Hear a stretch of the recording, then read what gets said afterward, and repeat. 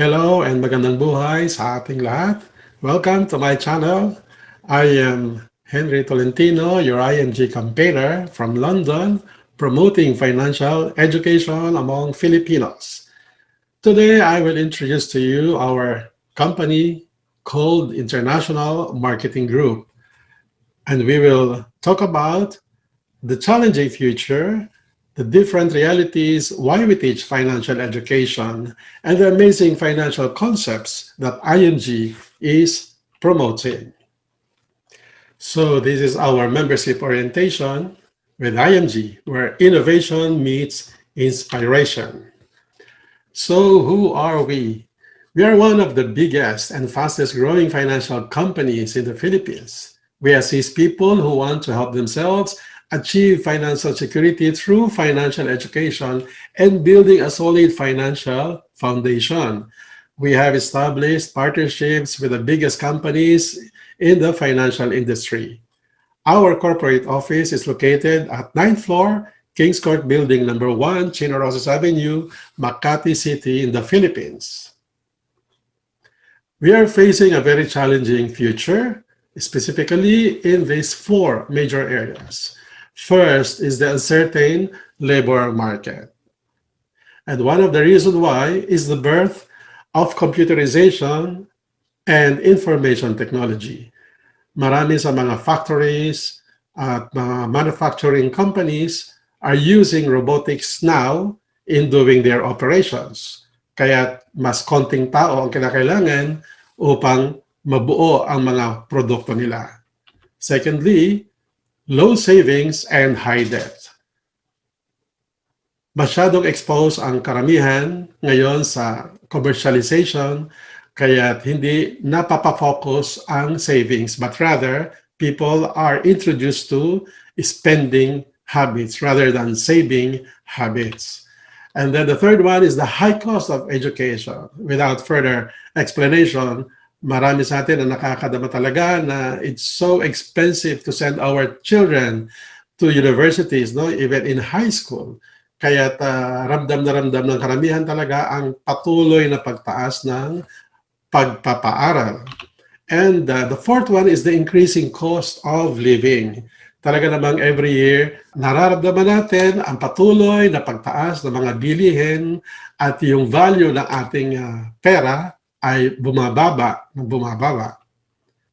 So these are the realities why we teach financial literacy. First, when it comes to securing and saving their future, a lot of people really fail.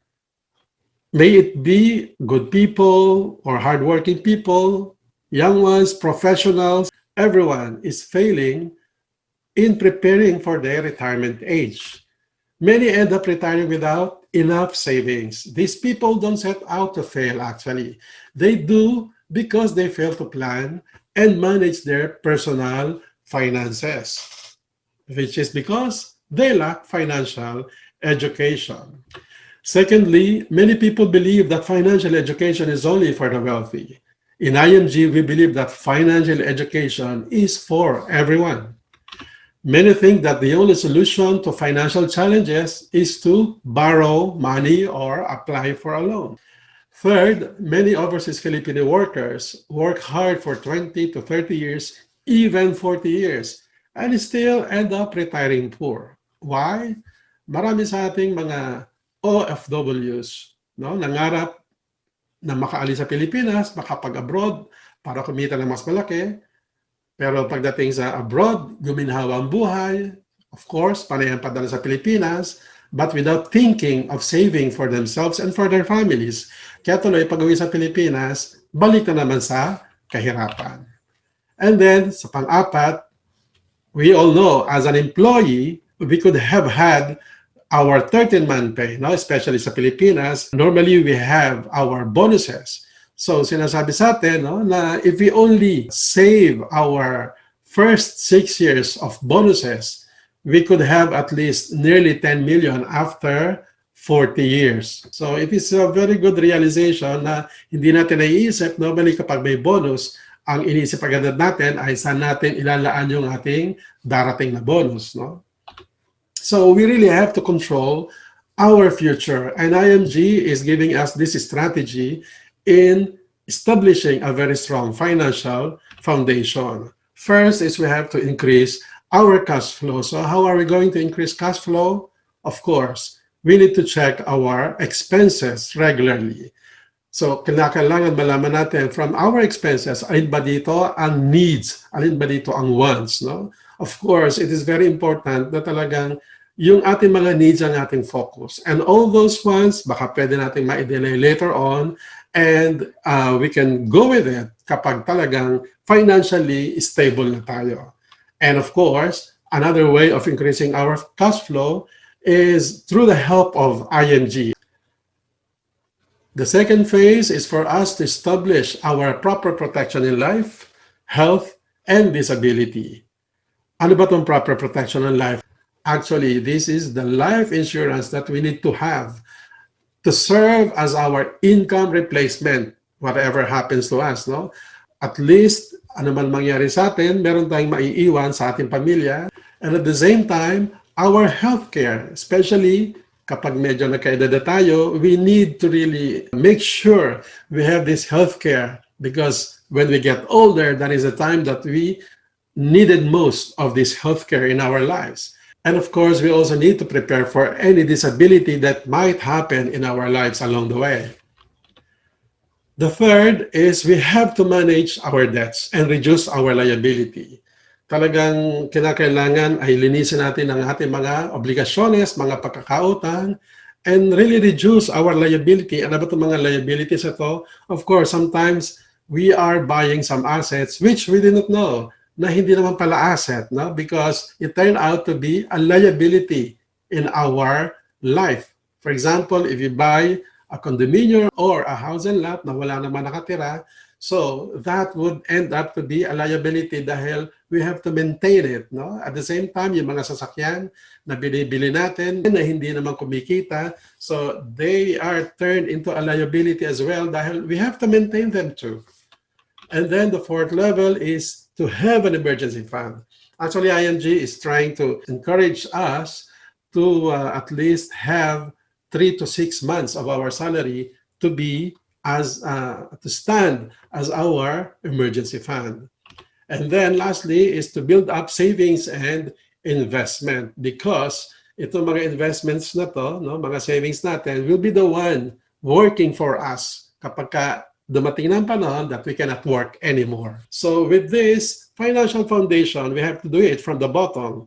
Okay, starting from increasing our cash flow, going to building up savings and investment. Okay, so this is another concept that IMG is trying to impart to us, which we called the X-curve concept. This concept theorizes that a person's responsibility generally decreases and wealth generally increases over time. As you may see on the screen, we have this lifeline. No? In our lifeline, we have two lines. The first one is the law of decreasing responsibility, or what we call the responsibility line. And then the blue line, which we call the law of building wealth, or the money line. So our lifeline starts during our younger years, moving forward to our older years. And while we are young, we really work hard for money. And that is for our children, for the mortgages, if ever we have, for the education, and if we have some debts as well. So during this period, we really take care of the family. Kaya sabi natin, during this period, we really have this high responsibility. And the question is, what if we die too soon? So we needed instant money as an income replacement. At the same time, we needed protection just in case we get sick or become disabled. That's why we said during this period, we really are very, very less secure. And so as we move forward, our responsibility goes down to zero. Why? Probably nakagraduate na yung mga anak natin from their studies, and then bayad na rin yung ating mga mortgages and debts. So wala na tayong responsibility except for ourselves. Now, the question is, what if we live too long naman? No? So during this period, we really need to have a very good investment. No? And with this investment, money will be working for us, especially taking care of our future. How? Because of the big savings that we have generated, definitely we will be living on interest. That's why during this phase of our life, we would say we are more secure. Kaya masasabi natin napakaganda nitong X-curve because we will be able to see how our life will go through from our younger to older age. At least we know what to be prepared. We know what need to be done along the way. We really need to understand the purpose of insurance. First, we need to know what insurance is. Of course, it is for protection should anything happen to us. No? While insurance is not a fun topic, it is a critical part of our financial strategy. No? Most people have a good protection on their houses and cars, but few have enough for their loved ones. No? They have insurance for their cars, they have insurance for their homes, but sometimes the family itself doesn't have insurances. So, sino ba ang mas importante rito? Yung kotse, yung bahay, o yung pamilya mismo? And we know who is more important among this. Kaya we need to really try to ask ourselves, are we prepared for whatever will happen to our life? At the same time, we have to prepare and choose for the right healthcare. In the Philippines, a lot of sick people die not because there's no medicine, no, or treatment available, but because they don't have money to pay for these costs. Kaya kung napaghandaan natin mabuti ang ating healthcare, at least when we retire, we might be able to get an executive room or a pay ward, or kung hindi natin na-prepare, we might end up in the charity ward. That's why while we are young and still working, we need to really prepare for our long-term healthcare. So ano nga ba itong long-term healthcare and how does it work? When we are still employee, normally we're enjoying a short-term healthcare, which are provided by healthcare companies or the health management organizations. And that is one of our benefit of being an employee. No? So these are some of those that provides these healthcare services. No? So this benefit is only good while we are being employed. So the question is, what will happen if we get retired? So this is now where the long-term healthcare works. And definitely, if we have prepared this now while we are still young and still able to work, then our retirement age will be as happy as this. Now we are being encouraged to do this better saving formula or the abundance formula, the 10-20-70 rule. So from our 100% income, we have to first allocate 10% for our tithes, and then allocate 20% for our savings and investment. And whatever is left can now be allocated to our expenses and lifestyle, which is 70%. We are focusing on savings and investment in preparation for our better future. So, do you know how money works? This is another concept that IMG is trying to teach us, which is called the rule of 72 or the magic of compound interest. This concept teaches us that in order for us to know how many years our money will double, we just simply have to divide 72 by the rate of interest. For example, at age 30, no, you save at 1% interest rate. So we can do this formula, 72 divided by 1, coming from 1% interest rate, will give us 72 or 72 years before our money will double. But then, age 30 na tayo by the time, so at the age of 102, at saka pa lang, madodoble yung ating savings. So for example, at the age of 29, you deposited 100,000 to a bank, giving you 4% interest rate.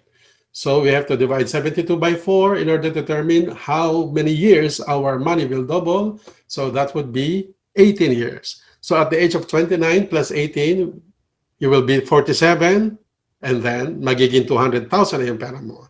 And then another 18 years, that would be at the age of 65, then your money will double to 400,000.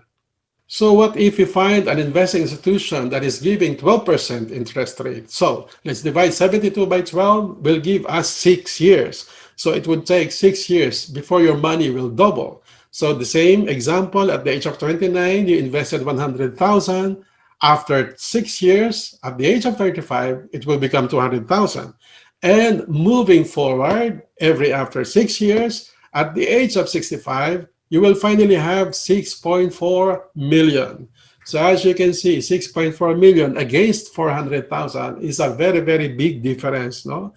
So this rule of 72 is only telling us that we really have to check the rate of interest that is being offered to us. Probably you will be asking, is there any such an investing institution giving 12%? Actually, there are others giving more than 12%. We just need to really study and learn it and do it ourselves. IMG is a membership platform that is promoting DIY or do it yourself. People are learning how to get better deals and save more money on products and services through membership.